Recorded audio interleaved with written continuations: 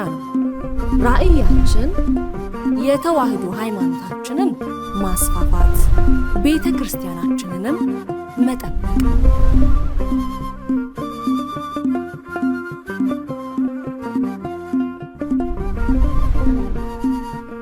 ሰላም ጤና ይስጥልኝ የተከበራችሁ የእማማ ሚዲያ አድማጭ ተመልካቾቻችን እንደምን ሰነበታችሁ። የእማማ ጠቅላላ ማህበር ዜና እንደሚከተለው ወደ እናንተ እናደርሳለን። አብራችሁን ቆዩ።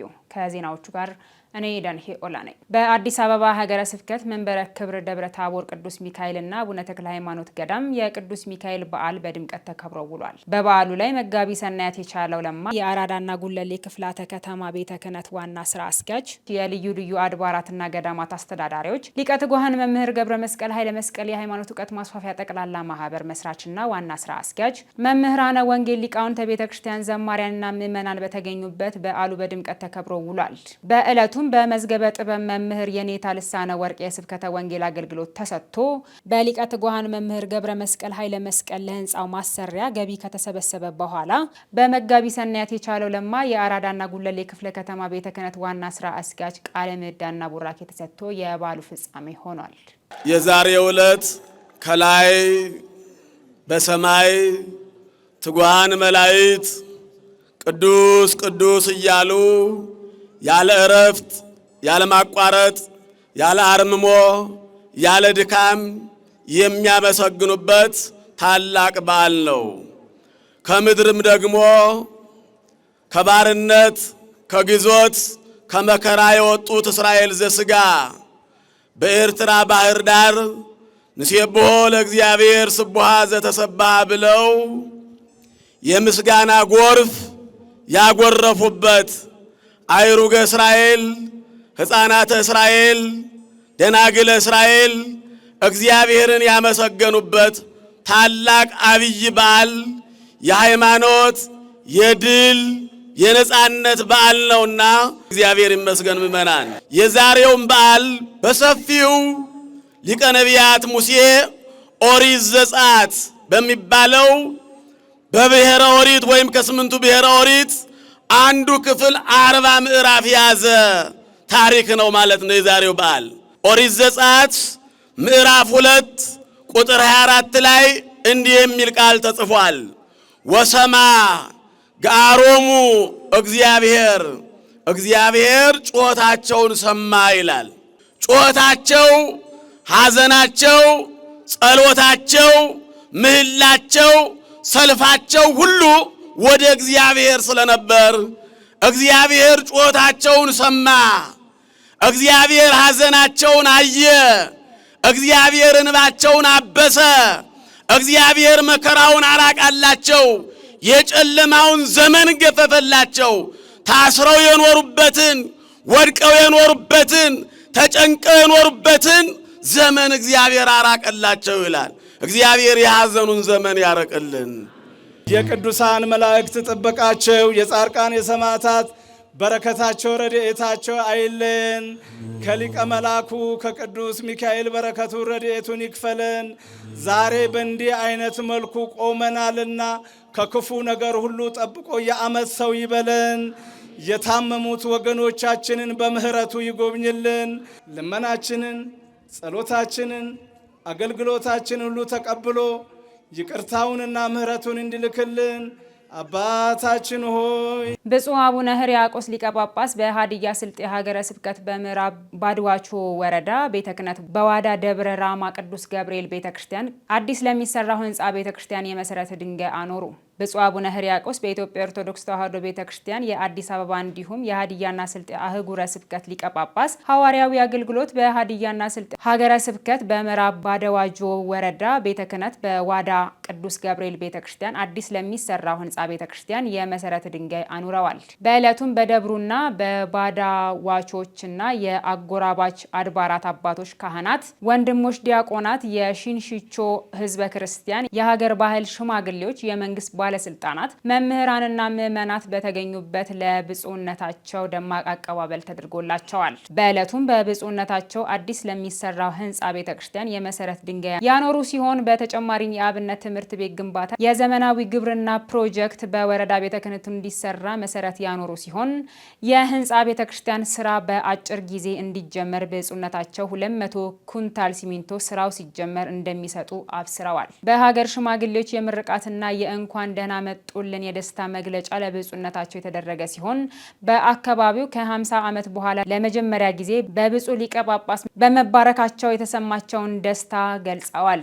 በመጨረሻም ብፁዕነታቸው ሁላችንም በመደጋገፍ ህንፃ ቤተክርስቲያኑን ለወረዳ ቤተ ክህነቱ የስራ ክፍል ኃላፊዎች አባታዊ የስራ መመሪያ ሰጥተው ወደ መንበረ ጵጵስናቸው ተመልሰዋል። በመርሃ ግብሩ ላይ የሀገረ ስብከቱ ዋና ስራ አስኪያጅ ክቡር መልአከ ሕይወት ቀሲስ ንጉሴ ባወቀ፣ መምህር ሞላ አለሙ የሀገረ ስብከቱ የትምህርትና ስልጠና ክፍል ኃላፊ፣ የምዕራብ ባደዋጆ ወረዳ ቤተ ክህነት ስራ አስኪያጅ ሊቀ ሕሩያን ቀሲስ ብርሃኑ እንዲሁም የደብሩ ካህናት፣ ዲያቆናት፣ ምዕመናን ተገኝተዋል። ዘገባው የአዲስ አበባ ሀገረ ስብከት ሚዲያ አገልግሎት ነው።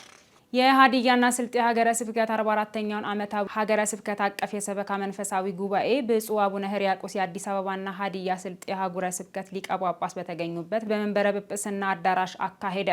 የሀዲያና ስልጤ ሀገረ ስብከት 44ኛ ጠቅላላ ሀገረ ስብከት አቀፍ የሰበካ መንፈሳዊ ጉባኤውን የጀመረ ሲሆን ጉባኤውም ህዳር 13 ቀን 2018 ዓ.ም በሀገረ ስብከቱ ሊቀ ጳጳስ በብፁዕ አቡነ ሕርያቆስ የአዲስ አበባና ሀዲያ ስልጤ ሀገረ ስብከት ሊቀ ጳጳስ መሪነት ተጀምሮ ለቅድስት ቤተክርስቲያን የሚጠቅሙ ውሳኔዎችን በማስተላለፍ ፍጻሜውን አግኝተዋል። በጉባኤው ላይ የሀገረ ስብከቱ ዋና ስራ አስኪያጅ ክቡር መልአከ ሕይወት ቀሲስ ንጉሴ ባወቀ፣ የሀገረ ስብከቱ የየመምሪያው ክፍል ኃላፊዎች፣ የወረዳ ቤተ ክህነት ሊቃነ ካህናት፣ የሆሳዕና ከተማ ገዳማትና አድባራት አስተዳዳሪዎች፣ የሆሳዕና የማህበረ ቅዱሳን ሆሳዕና ማዕከል ተወካዮች እንዲሁም ሌሎች ተጋባዥ እንግዶች ተገኝተዋል። የአዲስ አበባና ሀዲያ ስልጤ ሀገረ ስብከት ሊቀ ጳጳስ ብፁዕ አቡነ ሕርያቆስ ለጉባኤው ተሳታፊዎች ቃለ በረከትና የስራ መመሪያ አስተላልፈዋል።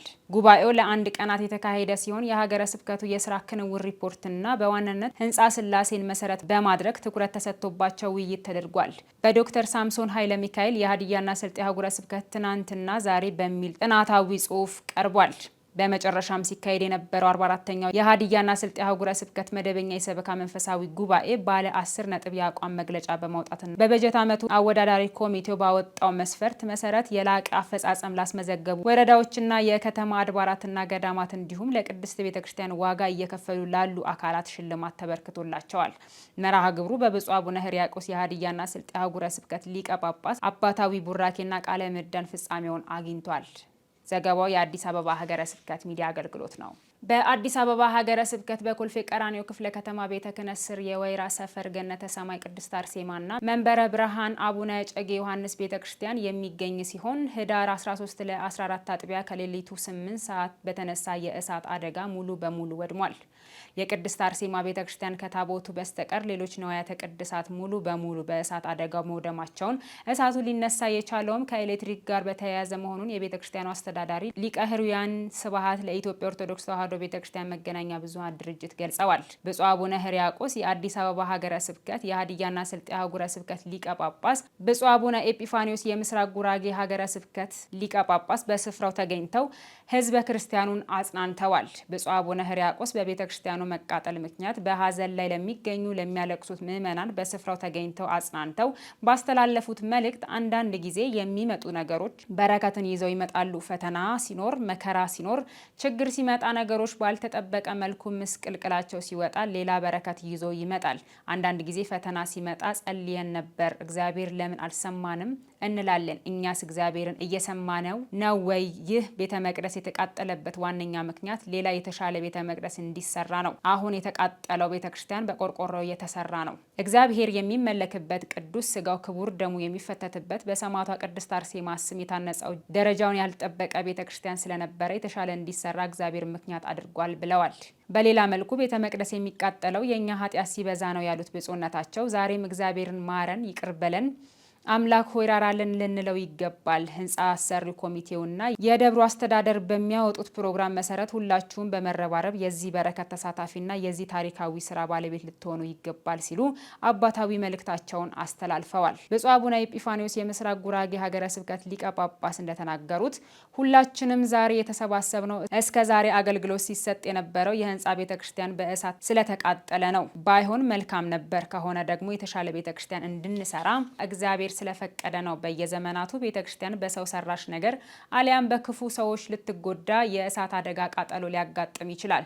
ትናንትና ስንገለገልባት የነበረችው የቅድስት አርሴማ ቤተክርስቲያን ዛሬ በእሳት ተቃጠለ የሚል ዜና ስንሰማ እጅግ ልባችን ተሰብሯል፣ አዝነናል። ግን በዛ ውስጥ ደግሞ እግዚአብሔር ዓላማ አለው ብለን ማሰብ ይገባናል ብለዋል። አሁን በሆነው ነገር ልባችን መሰበር የለበትም። እግዚአብሔር እኛን ሊያነሳሳን ሊሆን ይችላል ያሉት ብፁዕነታቸው አክለውም ስሜታችንን መለስ አድርገን ከምንም በላይ ይህንን የተቃጠለ ቤተክርስቲያን በአዲስ መልክ እንድንሰራ እግዚአብሔር ፈቅዶ ሊሆን ስለሚችል ሁላችንም ክንዳችንን አበርትተን ልዩ ድንቅ የሆነ ህንፃ ቤተክርስቲያን በዘመናዊ መልኩ ሰርተን ዛሬ አዝነን ተሰብስበናል። ነገ ደግሞ በደስታ ተሰብስበን ቤተክርስቲያኑ ተሰርቶ ቅዳሴና ቡራኬ ቤቱ ተከብሮ አብረን እንደምንዘምር ተስፋ እናደርጋለን በማለት አባታዊ መልእክታቸውን አስተላልፈዋል። የቅድስት አርሴማ ቤተክርስቲያን ቃጠሎ መላውን ህዝበ ክርስቲያን ያሳዘነ ጉዳይ ሲሆን በስፍራውም ለተሰበሰበው ህዝበ ክርስቲያን ብፁዓን አባቶች አጽናንተዋል። በስፍራውም በርካታ ምዕመናን፣ የጸጥታ አካላት፣ የመንበረ ፓትርያርክና የአዲስ አበባ ሀገረ ስብከት የክፍለ ከተማ የስራ ኃላፊዎች ተገኝተዋል። እንዲሁም ሊቀ ትጉሃን መምህር ገብረ መስቀል ኃይለ መስቀል ስልክ በመደወል ያጽናኑ ሲሆን ሁሉም ሰው የሚያስፈልገውን የማቴሪያል ድጋፍ እንዲያደርግ በሚዲያ መልእክት አስተላልፈዋል። ውድ ተመልካቾቻችን ለዛሬ ያጠናቀርንላችሁ መረጃዎች እነዚህን ይመስሉ ነበር። ቀጣይ በሌሎች ጥንቅሮች እስከምንገናኝ ቸር ያቆየን።